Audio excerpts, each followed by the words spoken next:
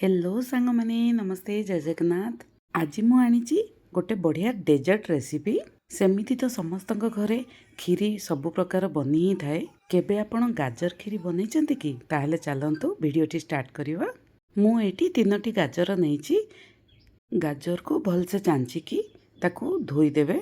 एबे शीत दिने बहुत ही बढ़िया लाल लाल गाजर मार्केट रे मिली थाए। तो यही देसी गाजर आपण खीरी बनैबे तार टेस्ट पूरा द्विगुणा हो जाए। आमे एठी गोटे ग्रेटर रे गाजर को ग्रेट करनबा। आपण गाजरटा को टिके क्रॉस से ग्रेट करिवे। देखंतु एठी मु सब गाजर ग्रेट कर देली। एबे गोटे पॉट रे आमे 2 रे 3 चम्मच घियो दे दबा।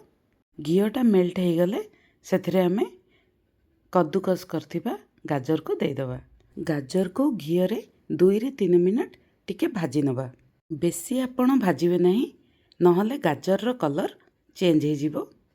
एई समय रे एठी मु हाफ कप चीनी नेची। ताकू भी आमे 2 रे 3 मिनट चीनीटा जस्ट मेल्ट होबा पई आमे भाजिबा। अधिक आमे एठी भाजिबा नहीं। चीनीटा टिके कैरामेल हो गले गाजर कलरटा आउरी बढ़िया आसी जाए। एठी मु प्रथमे ही चीनी नहीं जाइछि। कहीं ना गाजर सीझा को बहुत ही टाइम लगे।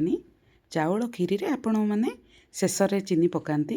एबे देखंतु 2 ରୁ 3 मिनट गाजरटा भाजी गला परे एबे आमे क्षीर पकईदबा। मुझे बॉइल्ड मिल्क नहीं।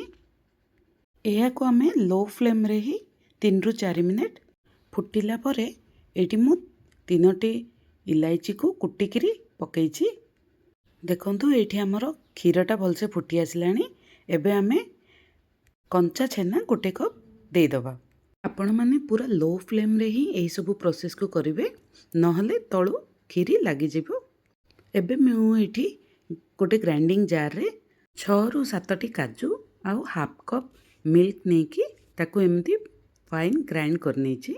एबे हमें ताकू खीरी रे दे दबा। एहा को दबा द्वारा खीरी रे गोटे क्रीमी टेस्ट आसी जाए। देखंतु खीरीटा हमर केते पूरा गाढ़ा हो गलानी। ताकू एबे हाई फ्लेम रे 2 ରୁ 3 मिनट भलसे फुटई नबा। एठी मु एबे हाफ कप कंडेंस मिल्क नेछि। आपण पाखरे जदि कंडेंस मिल्क नाई तो जो आमे काजू और मिल्क रो पेस्टटा बनैले सेथिरे आपण 2 ରୁ 3 चम्मच बतुरा चाउल आपण ग्राइंड करके दे परिवे। आपण जदि कंडेंस मिल्क यूज करछंती ताहले चीनी रो क्वांटिटी कम रखिबे।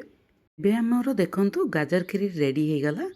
आपण को घर को जदि अचानक किसी गेस्ट आसी गले आपण तांको को मिठा खुआइबा को चाहछंती ताहले आ डेरी काहेकि 15 मिनिट्स रे बनी जाउथिबा एही गाजर खीरी को आपण माने बनै परिवे। थरे एही गाजर खीरी शीत दिन रे बनै कि देखंतु आपण को बार बार खाइबा को मन हबो। गाजर खीरी देखिबा को जते सुंदर खाइबा को भी सेतिकी टेस्टी लागे। याको हमें किसी काजू बादाम पिस्ता को ग्रेट करके ताको गार्निश करनबा। आपण चाहिए घी रे भी टिके रोस्ट करके दे परिवे। वीडियोटी भल लागले कमेंट करी कहिबे। चैनल रे जदि नुआ अछंती ताहले सब्सक्राइब कर नियंतु। लाइक एंड शेयर करने को जमारू भी भूलिबनी। Thank you.